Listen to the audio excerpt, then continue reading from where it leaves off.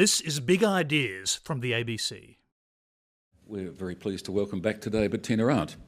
She has yet another book, and she's already been pointing out that it's an ideal present for Father's Day. She's persuaded some 150 men to keep a diary detailing their sexual habits and preferences, and the results of that are largely what's in the book. Bettina's been doing this sort of thing and entertaining our audiences here afterwards for a long time now. I'd be ungracious enough to point out that it's 30 years since she first appeared here. Sorry about that. And she's been back a number of times since then. But the book has actually created a lot of professional interest because of providing situations which I'm sure she'll describe in more detail, but particularly the increase in the incidence of prostate cancer. So, to do it all over again, please welcome Bettina Arndt.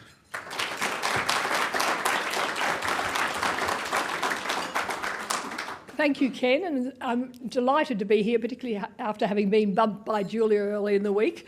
It's very, very nice they managed to reschedule. I want to start by telling you a story from Bill Cosby, the comedian, who tells a story about being a young man and being desperately keen for his first sexual experience.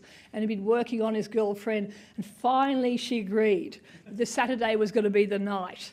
But he's very worried. This is back in the 1950s, and he really doesn't know how to do it. And he asks his mates, and he can't get any sort of decent answer out of them. And so finally the big day comes, and he's walking along, and he's very worried about this whole prospect. I'm walking, and I'm trying to figure out how to do it. When I get there, the most embarrassing thing is going to be I'm going to take my pants down. See, right away, I'm buck naked in front of this girl. Now, what happens then? Do you? Well, I don't even know what to do. I'm going to stand there, and she's going to say, you don't know how to do it. And I'm going to say, yes, I do, but I forgot. I never thought of her showing me because I'm a man and I don't want her to show me. I don't want nobody to show me, but I kind of wish someone would slip me a note. Now, things have changed somewhat. I think we have a lot more information about sex than we did then. But there is still this basic problem of men not wanting to talk about sex and getting into all sorts of trouble as a result of their embarrassment and their reluctance to talk to each other and to talk to their partners about what they want sexually, what they need, their frustrations, their concerns about sex. Last year I had a letter from a man who wrote to me and said, told me this terrible story about being his whole marriage ended up disintegrating as a result of him having a problem with erections. And when he started to have difficulty with erections, he just went into a panic and didn't know what to do. And he said he'd never actually talked to his wife about sex. They had a great relationship, they had a good marriage, and it was something they just didn't need to talk about. They just did it. And so when he confronted this problem with the erections, he just started staying up later and later and watching television.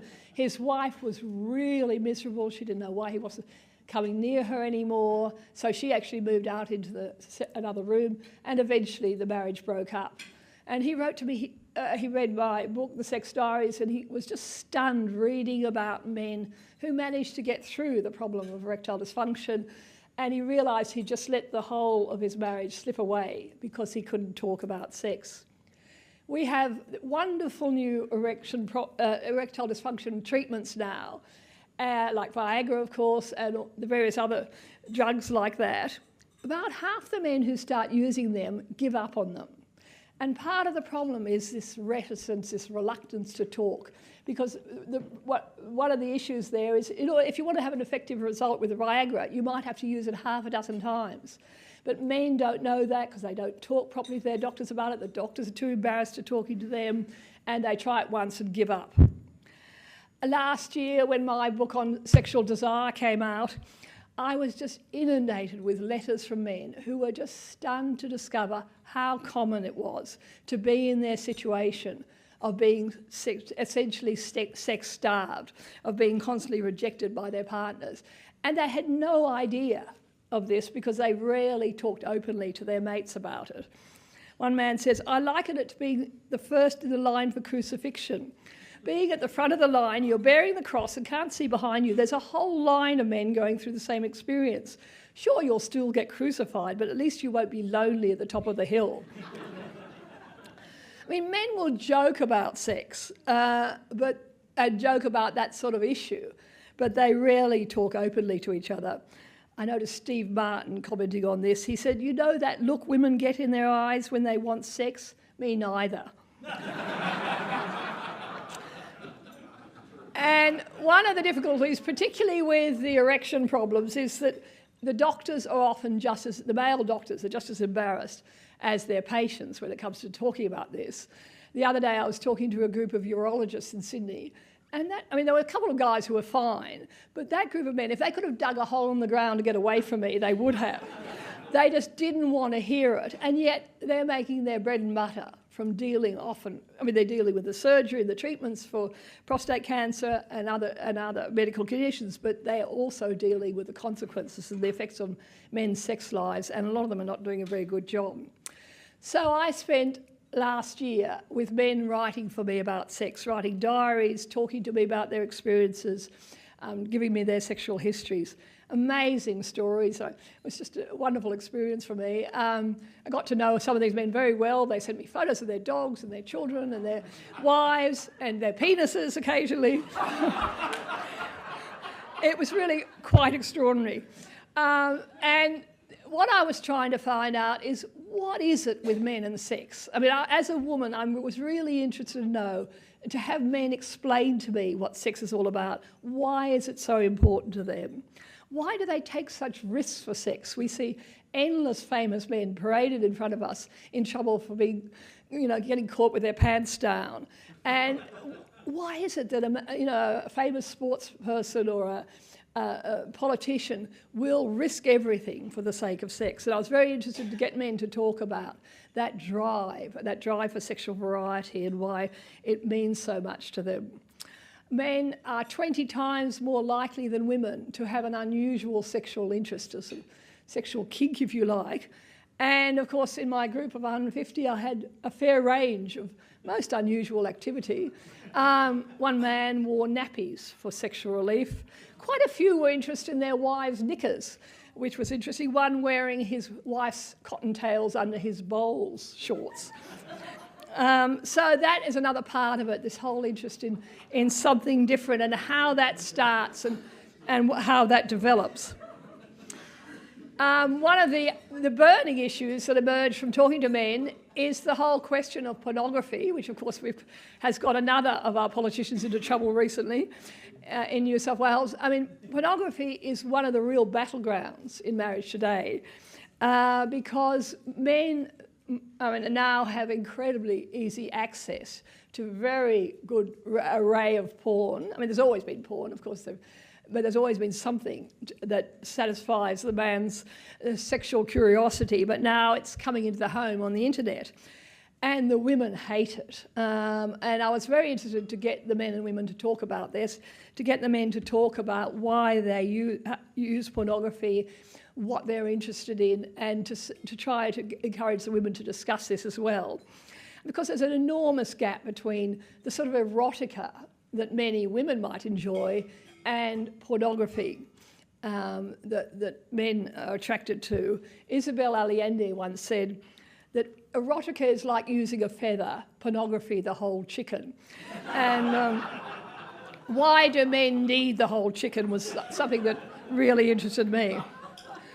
But for me, the absolute heart of my recent project was the whole question of erections. And I'm delighted that we live in an era where men now have an opportunity for a new lease of sexual life.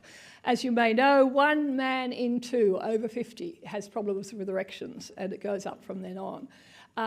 We have almost 20,000 men a year diagnosed with prostate cancer, and many of them are going to experience erectile dysfunction as a consequence of the prostate cancer treatments.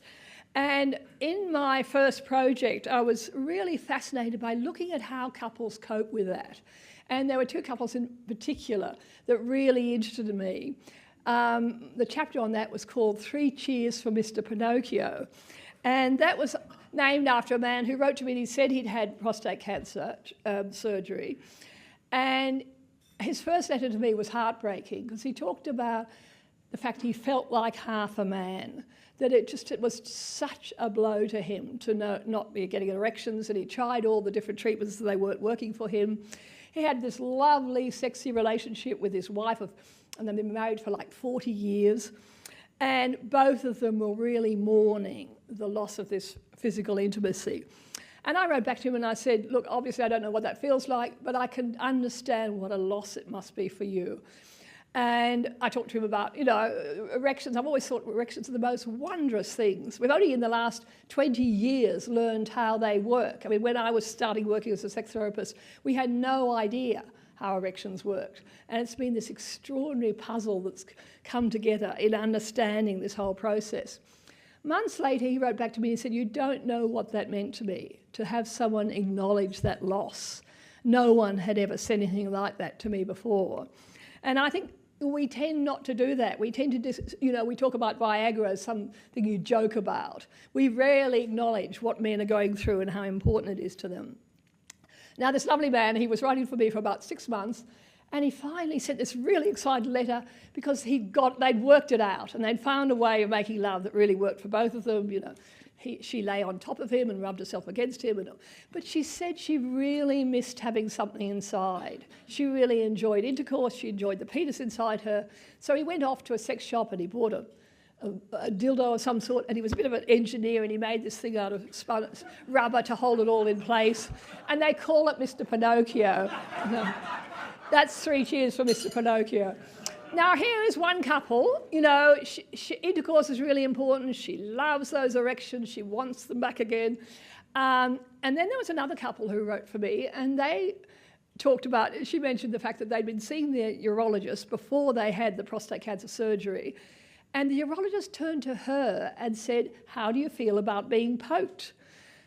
It turns out he knows them very well. It was quite an interesting way of putting it. But, it wasn't as, he was a friend of the family's, really. But it was a really good question, because he was asking her, are erections important to you? How will you feel if your husband doesn't get erections again? And she sat there and she said to me, she sat there and she thought, whoopee. Because she said, I love the idea of not having that third person in our bed with its hard demands. Now, really interesting, she's the most intelligent woman and wrote beautifully about this. And she said, look, intercourse had never really been her thing. She tended not to respond in intercourse. She liked touching, she liked oral sex.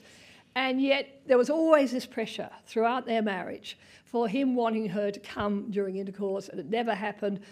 And they ended up, as a result of that doctor's question, they had this big conversation about their whole sexual history. And they finally decided to go ahead without him trying any of the erection treatments. And they both wrote to me and said they've never been happier, because she's initiating sex for the first time ever, because she's getting the sort of sex she always wanted, touching, lots of cuddling and stimulation, but without the pressure on her to feel she had to climax during bonking. And they were both delighted with this. Now look at those two people. Two couples with such different reactions to this experience and such different needs. And we have thousands and thousands of couples dealing with this, and no one is talking to them.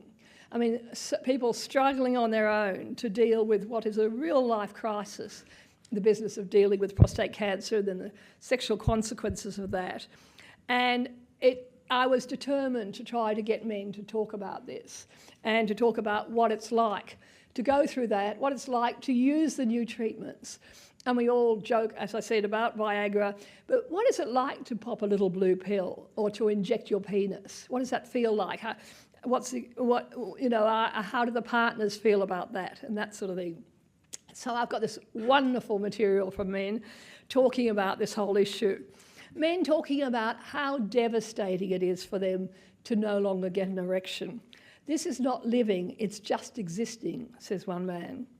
I don't feel like a man anymore with a piece of marshmallow between my legs. Marshmallow actually appeared quite often. I was quite surprised. I've lost my best friend, even if he was a dickhead. It's so lovely that they manage to retain their sense of humour sometimes, not always. And then their delight, after years of not having an erection, to get an erection again through these new treatments was an extraordinary thing for many of the men. Here's a man who was using one of the injection treatments. Willie was up, ready to play for 45 minutes. Oh, what a feeling, Toyota, he says. The first time was amazing. It felt like I was 20 again. This is the best thing since sliced bread, but much dearer. Now, the dearer issue is, I suppose, one of the main issues I want to talk to you about today. We are in this extraordinary situation where men who have prostate cancer are given no government support for the cost of their treatments when it comes to recovering from that cancer. And the cost is considerable. We're talking $9 or $10 per erection. And that is really prohibitive for many men.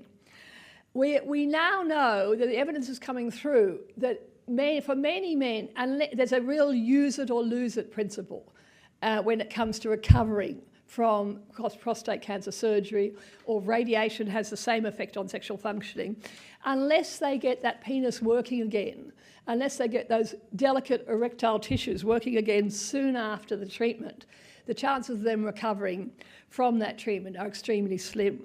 So we have this whole notion now of penile rehabilitation that the doctors are using to describe this whole process of the importance of erections for maintaining sexual functioning after these sorts of treatments. Now, I find it so extraordinary that we have a government which seems to assume, and we've had a succession of governments that has assumed that a functioning penis simply doesn't matter when compared to the loss of a breast. And it's a very interesting situation we've got into. I mean, when you look at breast cancer, and it's absolutely understood that women have a right to government support for the costs of breast reconstruction after mastectomy. That it's understood that the loss of her breast is a blow to her femininity, and that she's going to need help with regaining that confidence in herself. Breast reconstruction has been available through the public system for a long time now. In 2007 to 8, government expenditure on breast reconstruction was $9 million. That figure doesn't include the costs of doctors' services or the $3 million for Medicare claims related to private surgery. And from 2007, the government has also introduced, they're now spending $31 million over 5 years for providing breast prostheses. Now, I'm not arguing for 1 minute that this is not an important thing for the government to support. Women had to lobby very hard to get that support in place, and it's arguable that they still don't have enough, that there's still long waiting lists for many women to have breast reconstruction. But when we look and compare that to what the treatment of breast cancer, it raises really disturbing questions. After skin cancer, prostate cancer is the most common cancer in Australia. If you look at the 2006 figures, under 13,000 cases were being diagnosed each year for breast cancer, compared to over 17,000 for prostate cancer, and that figure is now creeping up to the 20,000 mark. Men who lose their capacity to get erections have a similar blow to their self-esteem as women do. Their sense of masculinity, their ability to enjoy lovemaking, and their relationship with their partners. So how did this happen? It's a really interesting history, actually, because we had one of the erection treatments called Cavaject, an injection treatment, was on the PBS from 1996 to 2002. And then along came Pfizer and made an application for Viagra to also be available for men who'd had prostate cancer treatments and for other problems such as diabetes, multiple sclerosis, Parkinson's, and so on. What happened as a result of that is the PBS Advisory Committee recommended that Viagra be approved, but warned of the potential blowout in costs, and the results was that all these drugs were taken off the list. And so now we have a situation where the only men who get compensation for their treatments are veterans who can get it through the REPAT PBS, provided it's a war-related injury, which I think, although apparently you could get around that a bit. But essentially we have a situation where a lot of men simply can't afford the sort of treatment they need to enable them to recover from the prostate cancer treatments. And it's having enormous consequences on their relationships. I think there's basic issues of equity here. And yet, of course, at the heart of this is why aren't men complaining? And I think that's pretty understandable. It's pretty hard to march in the street for an erect penis. And of course, men rarely talk publicly about these issues at all.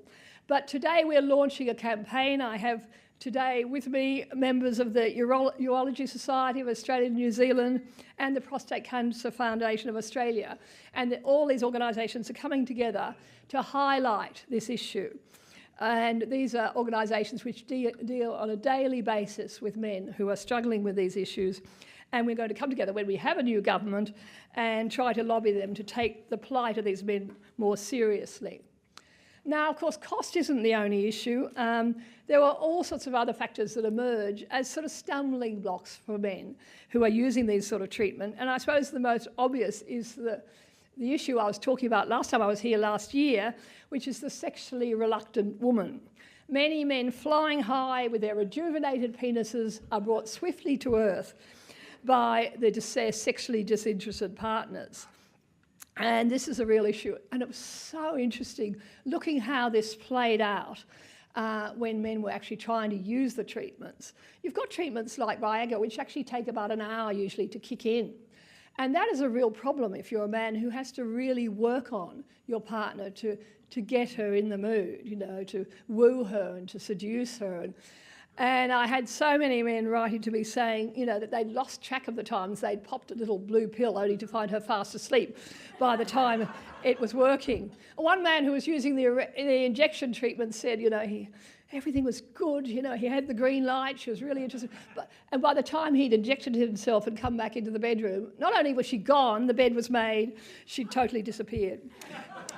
So there are particular problems because you are dealing with women, a lot of women, and particularly in the older age group, who have sort of had enough and they feel they've earned a rest. That was an interesting expression that came out. I noticed this in a magazine the other day, a woman writing to a columnist saying that her 68-year-old husband had been dead as a doornail for 5 years, but was now taking Viagra. And she was very upset about this. Please tell those smart Alex scientists and those big drug companies to work on a cure for cancer instead and quit ruining the lives of millions of women who've earned a rest. And that sort of came out quite a lot. You know, men would say that their wives would say to them, aren't you over that by now? Oh, for goodness sake. You know, that assumption that why on earth would he want to keep wanting to make love? Why would he need this as part of his life? One of the women who was writing for me talked about the fact that her husband wanted to use Viagra, and she said, a hard chemically induced penis is not my idea of pleasure. It makes me feel used. It's a real turn-off. It's the easy way out for a man. And there was quite a lot of women reacting like that. Why would you want to use something artificial? I thought it was really interesting because if it was a pacemaker, I wonder whether she'd have the same objection. The issues here are complex, and they're also to do with her needs and her, you know, the fact that she may feel that she's done her bit. And so that's one of the things that's really important here, that we look at both sides of the equation. There are so many couples struggling through these issues and needing help with particularly this process after prostate cancer. But there are other issues as well, even the natural ageing process. I mentioned the 1 in 2 men over 50 who start to have problems with erections. The penis is the canary in the mine shaft, you guys. You have to understand that. And it's the first thing to go if you're starting to develop problems with your blood flow, problems that might ultimately lead to heart attack, stroke, high blood pressure. The penis is going to show those signs first. So it's a very important warning signal. But there are changes for men with age, and the couple needs to accommodate to those. And so, for instance, you know, the man won't necessarily spring to attention, even if he's got a reasonable erectile functioning. He won't spring to attention the way he was when he was 18. And therefore, she may need to provide more direct stimulation, and that's something that many women don't understand. And I had some very interesting diaries from men talking about trying to teach their wives how to touch them properly. She handled it as if it was a death adder, one man said. There's actually a very nice story about this whole issue of handling your man, of a couple who go to a shopping centre, and when they arrive at the shopping centre, their car breaks down in the car park. And he said, oh, well, look, you go and do the shopping and I'll see what I can do. And she comes back with the shopping and, oh, God, there's his legs, hairy male legs sticking out from under the car. And she's just shocked to realise that he's not wearing any underpants. He's got a pair of shorts on and his very private parts have become extremely public ones. So she ducks down and tucks everything back in place, gets up again, and there's her husband staring at her from the other side of the car. The NRMA mechanic had to have 3 stitches in his forehead.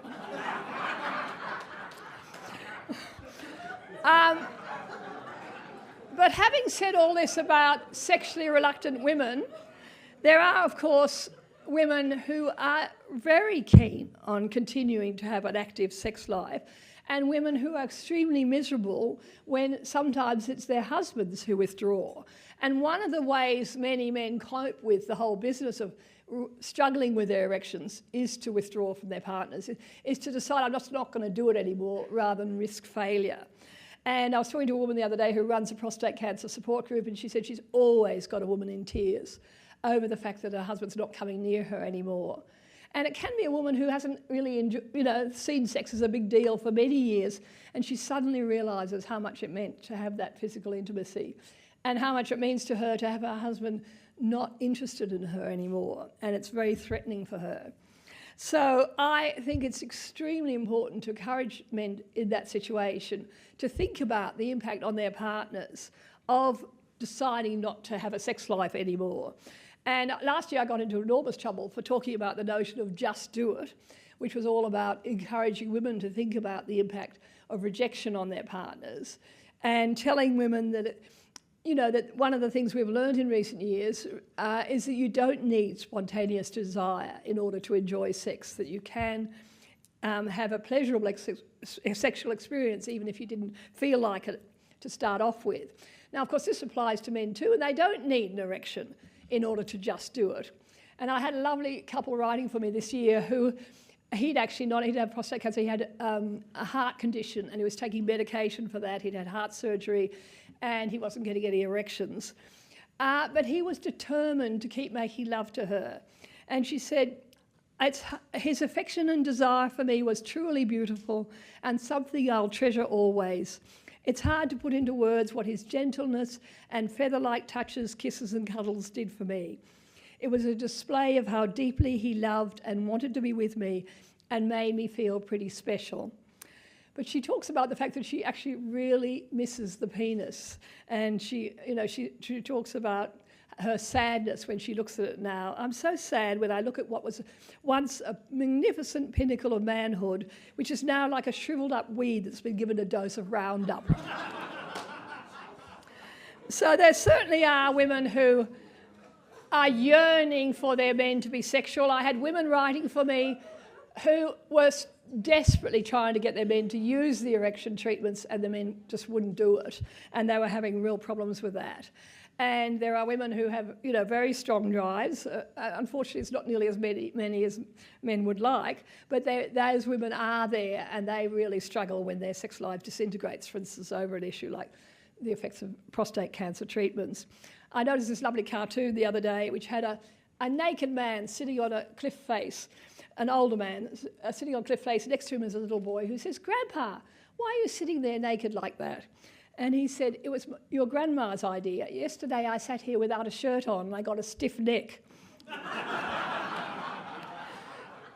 So getting towards the end of this, I think we live at a really wonderful time for men. I'm just so delighted that there are the opportunities for us to continue to have an active sex life through to old age, and that men now can rejuvenate their fading penises, which is a very good thing.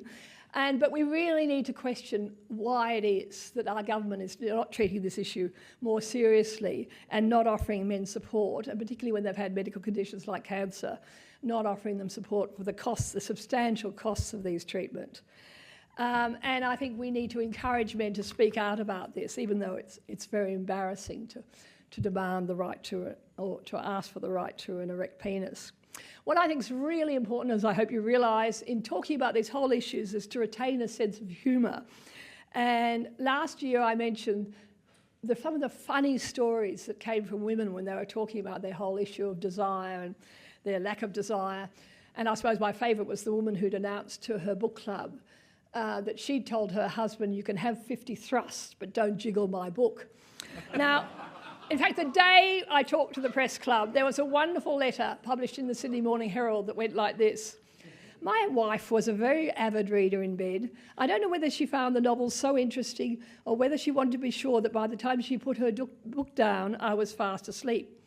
Once I told her the girlfriends I had before her never read in bed. Yes, she answered, because they were illiterate. When she complained I was snoring, I told her this was my mating call, but she said this didn't work with her. When I told her I must be getting old, as the girls don't even whistle anymore in the street when I pass, she reassured me, they still do, but your hearing is gone. I was happily married for over 40 years, and I think a mutual sense of humour is the most important ingredient in a successful relationship. This is in memoriam." Thank you.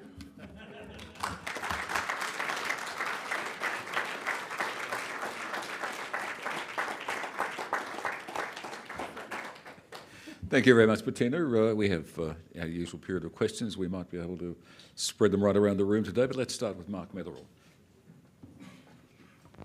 Mark Metherell from The Age and the Sydney Morning Herald, Bettina. In your exhaustive survey of community attitudes to sex, and you mentioned this issue of internet pornography, what's your view of pornography and the impact of it being widely available in people's homes, on their computer screens? Are there pluses, negatives? Does one outweigh the other? We never hear about the pluses. All we ever do is hear about the negatives.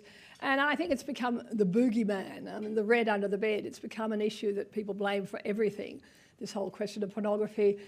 Look, I'm not saying it never causes problems, and I'm not saying there isn't some horrible material out there. I think we tend to overreact to that. I think there are some men, more men than women, of course, who can become a very compulsive thing, the desire to look at pornography. I think it's related to very often not having a satisfying sexual relationship, but it also can get a grip on them, and that is a real issue.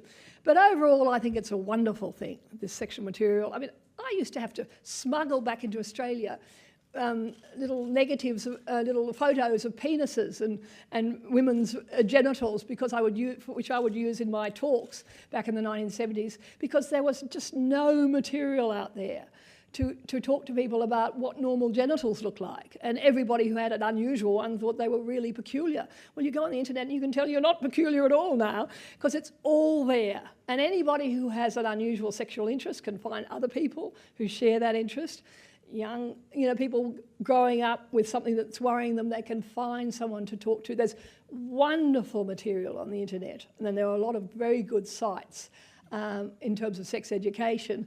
But I also think it's a great thing to have all those sexy people doing wonderful things to each other, and I don't think that does us any harm at all. Thank you. There's a question from Simon Groves. Simon Groves from sciencemedia.com.au. I've got a question that, I have two questions. One, to put what you're talking about in a historical context, and one in a cultural context. 2 or 3 generations ago, there was a marked lack of sexual awareness in what was then modern society compared to what we have now, and also people died before their penises did, or before they got prostate cancer. So I just wondered if you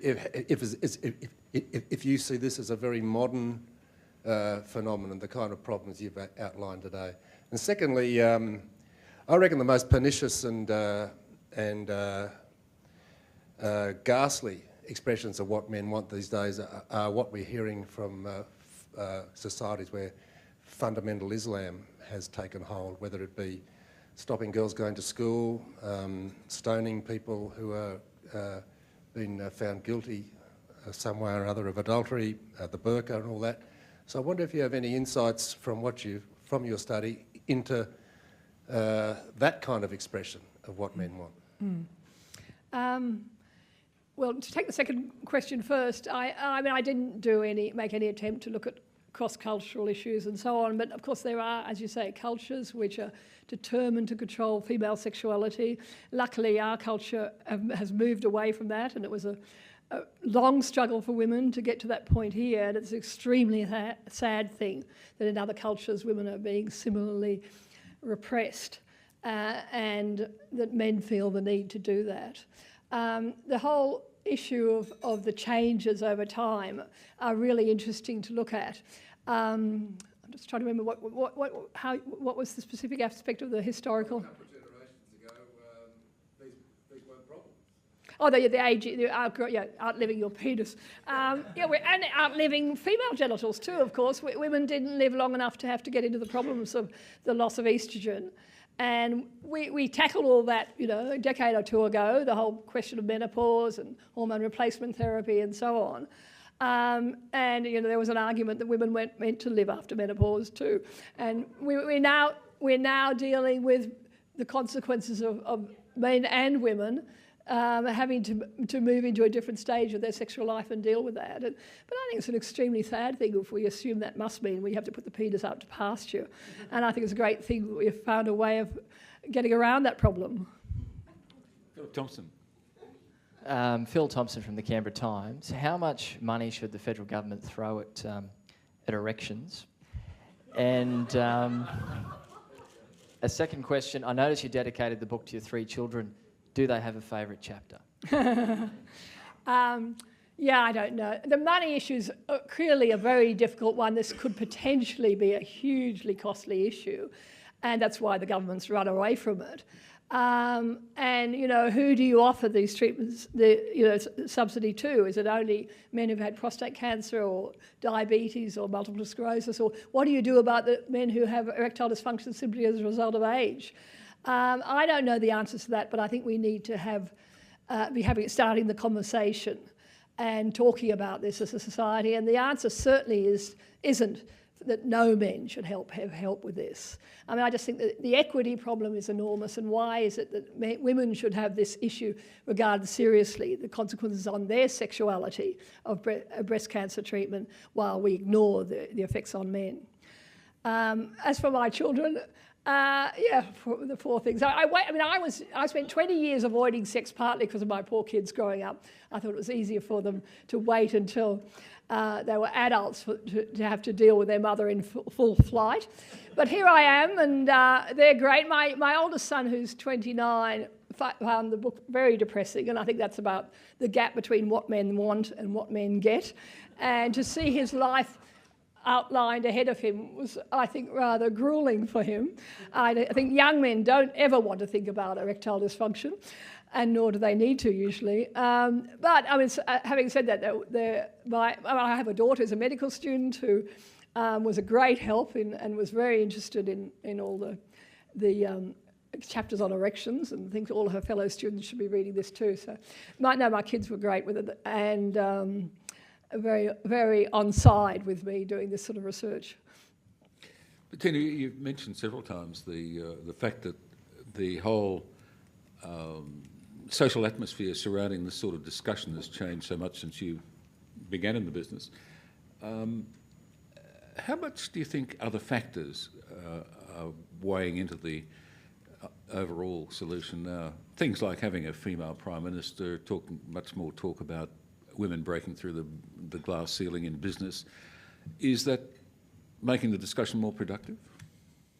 Yes, but I think there's a discussion about female sexuality, which is ongoing and has been going on, which started when I started working in this area back in the 1970s. And then there's a discussion which I'm trying to raise now, which is about male sexuality, which hasn't begun. And that's the big difference. You know, I've written thousands of articles on female sexuality, which now, and write a lot about women's issues, and they sort of sink without a trace because there's a lot of stuff out there about women's issues, and most journalists who write about social issues write about what's happening to women.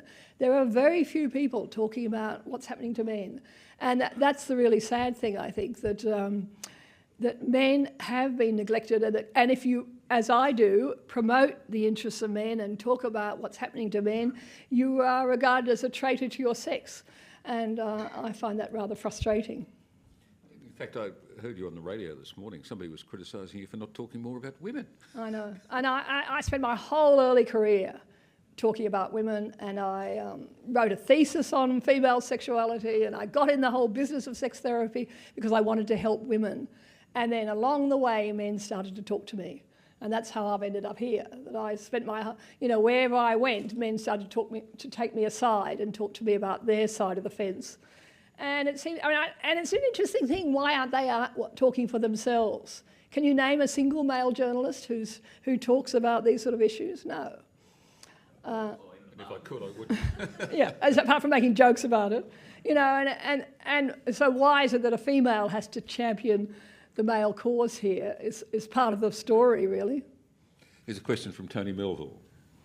Tony Melville, Director of the National Press Club. A neighbouring table to me said that the only reason why they were here to see a book, What Men Want in Bed, was so they could learn what to deny them. Oh, that's not very I won't nice. identify them, but I just wonder how you can change attitudes like that. Yeah.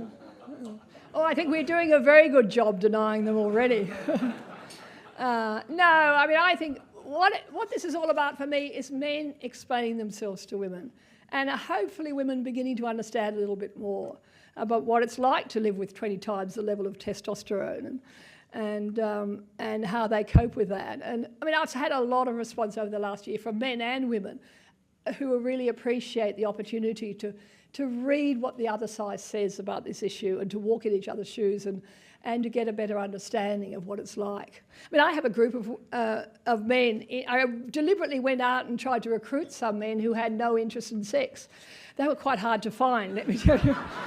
But they exist. Because I had all their partners, when I put out the call for men with low desire, all their partners swamped me talking about what it's like to be in a situation living with a man who's not interested in sex and how frustrating that is. And I did get a few men who would talk about it, but they were hard to find. So, I mean, you know, it can work both ways, but unfortunately it tends to be very much more common that men have this driving, pulsating interest in sex through most of their lives. And although women love sex, and although many women have periods when they're really into sex, it's pretty rare that they retain that level of drive all their lives. And that's the big problem we have. Peter Phillips. Dr. Arndt, Peter Phillips, Media Past Director of the National Press Club. I want to move on to something much more serious before anybody from neighbouring tables start throwing bread rolls at Tony Melville. I guess one of the things about 30 years in the business is that you've grown through that period of time and been able to assess generational change and assess attitudinal change through that whole period of time. Can you look back now and compare it with the present and get any sense that the 20-somethings, males in particular, of today are in any way similar or in any way advanced attitudinally and in terms of knowledge and understanding from the 20-somethings when you first came to the Press Club in 1980? And then going on from that, and as a subset of that question, second part really is, as far as official, formal approach to education is concerned, we talk primarily about sex education, but as far as systematised educational process is concerned, have you seen changes in the content of curriculum and of official attitude by educational systems and educational authorities over that 30 years of your experience, which are commensurate with the interests and the input over that time? Looking back 30 years, I mean, I think a lot of things have got better. I think a lot of... we are more relaxed than we used to be. I mean, when I started working in the whole sex field, people were so ignorant about sex. I mean, women had never looked at their bodies. I had a friend who was a gynecologist who used to take, he was so conscious of the fact that women often didn't even know what their sexual anatomy looked like, that he'd use the opportunity of examining them to show them around. This is the clitoris. And then he'd bring the husbands and ask them to come and have a look as well, and he'd give them a guided tour. And he told me about one couple who went through this process, and he showed her, and then he showed him, and the man took one look and fainted. For those of you younger people here, you can't imagine what a different world that was 30 years ago, and how many people just didn't have a clue. And of course, these issues were never talked about publicly. There was no published information. You had to really... My mother was very helpful. My mother here in Canberra used to import the banned books. There were a whole lot of series of banned books like Lady Chatterley's Lover and so on. She'd cover them in brown paper to make it less obvious that they were sitting on her bookshelf, which was very helpful for the aunt children growing up to know where to go. Anyway, it was a different time, and things have changed a lot. It's interesting. I think lots of our kids are much better talking about sex than we were. And I'm delighted, for instance, to hear from my daughter that they now talk about man whores, which is the term for males who are sexually promiscuous. And they're able to criticise males who behave like that. And so it's not just about nymphomaniacs anymore. There's an issue of responsibility on both sides. And I think women of course have led the way in this conversation in encouraging a different way of men and women relating sexually. And, males are on notice. They know they have to please women these days, and they know they have to work hard to do so, and they're very keen to be good lovers. Lots of young men, I think, know it's desperately important to give pleasure, and that wasn't always the case. And they're very keen to do so. One of the things that came through on my research was men still crying out for help in knowing how to make love to the women, and very depressed about the fact that they don't often get the sort of guidance they want. One man was talking about the fact that all he gets are these little grunts occasionally, and he can't tell whether it's an ouch or an ah. So there is still an issue, even with the young generation, of women being resistant to giving the sort of instruction that men need. But we're getting better. I think one of the things that's really changed, and mothers, of course, have been fantastic, and they're leading the way in terms of sex education in the home. I think dads are sadly negligent and often hung up on the whole business of remembering what it was like when they were a teenage boy, and very nervous of even entering the conversation with their sons because they don't know what to tell him about how to behave sexually. So it's mainly the mothers who are doing the job of educating their children, but I think a lot of them are doing a great job and are very open to talking to their kids about sex. I think that's much more important than any sex education programs in schools, although I think there are good programs there. But they often don't really touch on the issues that are really important, which are about issues of responsibility and behaving and treating your partners well, and not, the sort of more moral, ethical questions, I think, are the harder ones. And that can only, in my view, come from the parents. But the wonderful thing, because sex is everywhere now, is it's a really easy thing to use all that stuff on TV and the books and to have conversations with kids. And I think a lot of parents, and particularly mothers, are doing that very well. Now I've totally forgotten the second part. I've gone. Okay, good. The educational system. Yeah, I don't think... I'm not sure that schools are a great place to have some of these conversations. I think parents could do a much better job if they're willing to than a school ever could. And there's lots of material you could just give kids to read. Next question is from Maurice Riley. Just before he asks it, if anybody in the audience would like to ask a question, if you'd... okay, well, there's a couple. Yeah. We'll look after you after this. Maurice. Dr. Arndt, I've got two questions. I'll just follow on from Simon Gross's question about cultural differences. You say there wasn't a lot of research there, but I just wonder whether you think your research would indicate that you could apply these results to Western culture, like the Americans, and certainly we'd have to be more sexy than the New Zealanders. But does it follow? Do you think your results would just follow internationally Is there a Western-Eastern type of result? And did you see any of those cultural issues that you saw? I mean, as I said, I didn't really go into that, but there's no question that the sort of issues I've been looking at and writing about apply, particularly in the Western countries. My book, Sex Diaries, is about to be translated into Hebrew, which I'm very excited about, and a whole range of other countries are publishing that. And I hope the same will apply to this, because I think, for instance, the prostate cancer issue applies across the world, of course, and there is a lot of discussion about the treatments and about getting, better, harder erections, and very little discussion about what happens to the couple and how does she feel and how do you help couples deal with this.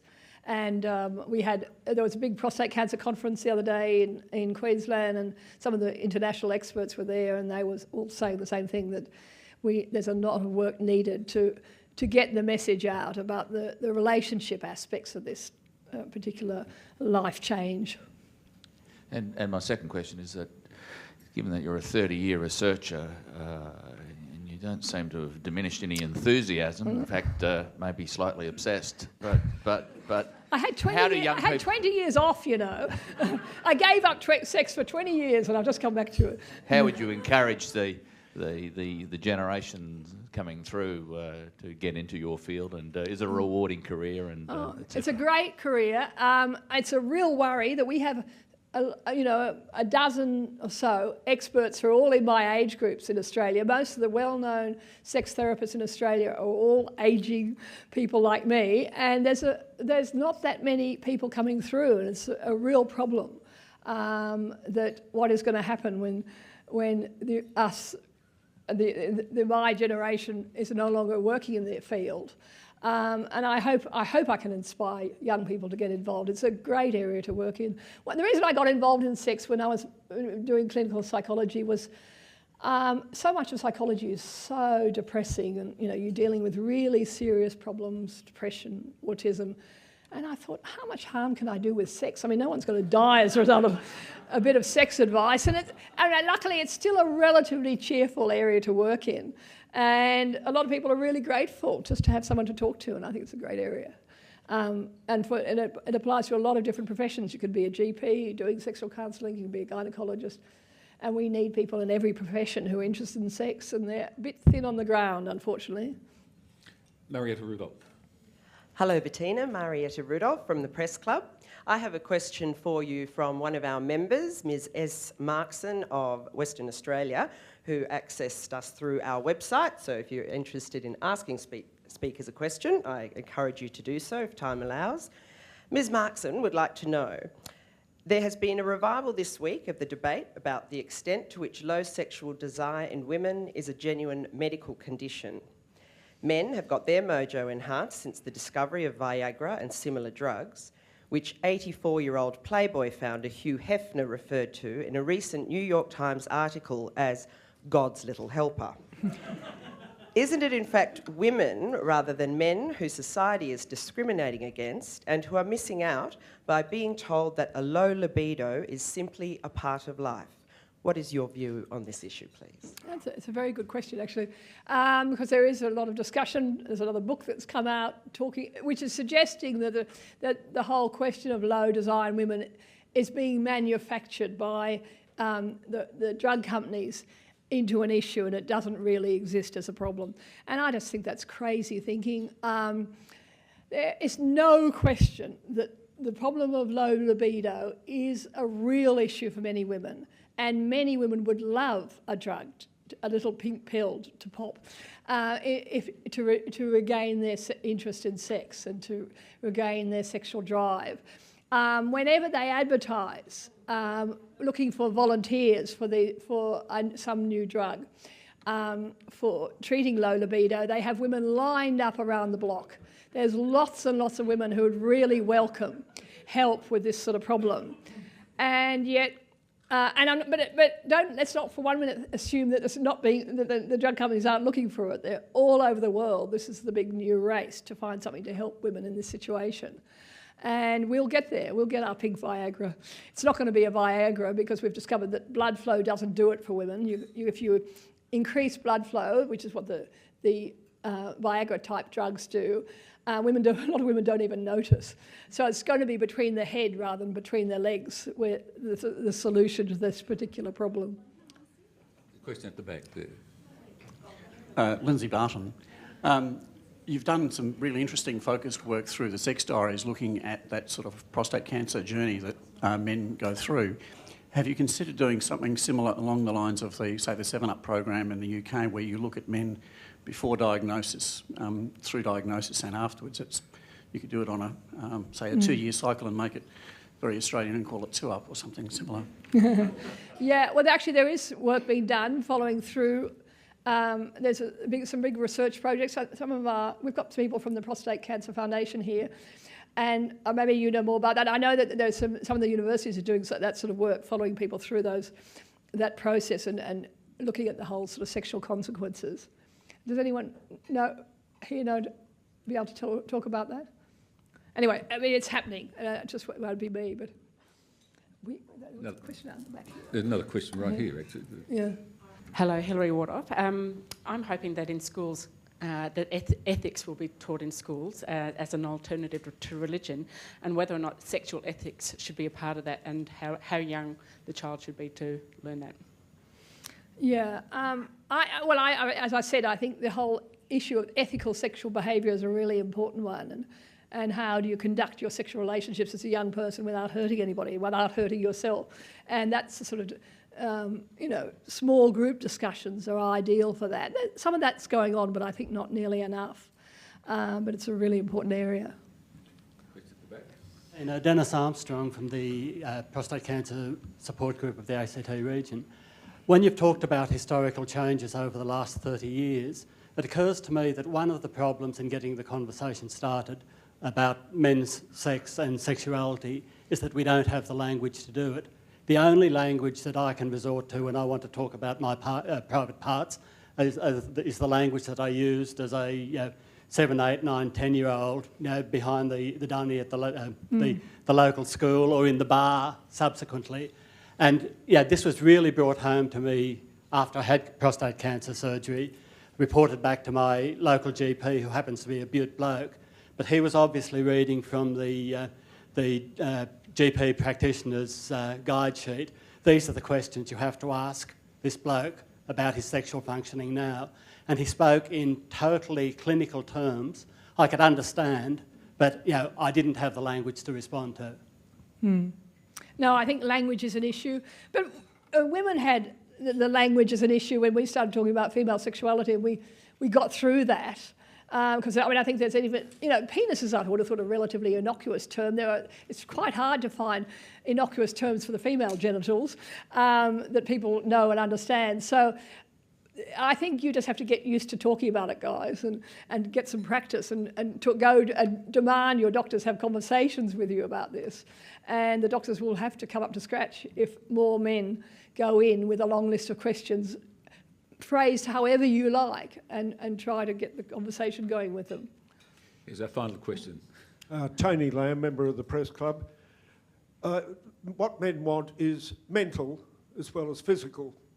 We were talking earlier on this table about how important the early years of growing up is in establishing their values and their objectives. In fact, we're all aware of the Catholic priests, give me a child for 7 years and I'll give you an adult. So I'm wondering whether you've done in your research come up with anything that shows in the upbringing, and this follows on from an earlier question, that would influence the sexual relationships of men with the women. And finally, just a point of view, we were talking about assistance to men with prostate problems. Are you aware that private medical insurance firms now no longer subsidise men who are on Viagra, Cialis, etc.? Yes, I didn't talk about the private firms. Well, I thought some still do, but really minimally. I know it's been really cut back. So that too is a disgrace. I mean, it's hard to justify. I do talk about the whole issue of history, and a lot of the men writing for me would talk about issues in terms of things that had happened in their past, the way they were brought up, and the impact that had on their sexual lives. There's no question that is part of this story. and a very important one, for instance, in leading to people being really uncomfortable and having the conversations they need to have. It's part of the way we raise our children. And I think there's still a big issue in the way we raise our boys and the fact that their fathers are not talking to them about sex. And if they only hear from mum about, masturbation or wet dreams or whatever it is, what message does that give them about the fact that men don't talk about this stuff? Fathers have to get involved and show their sons it's okay to talk. And the best place for the boys to learn that is from their dads. Thank you very much.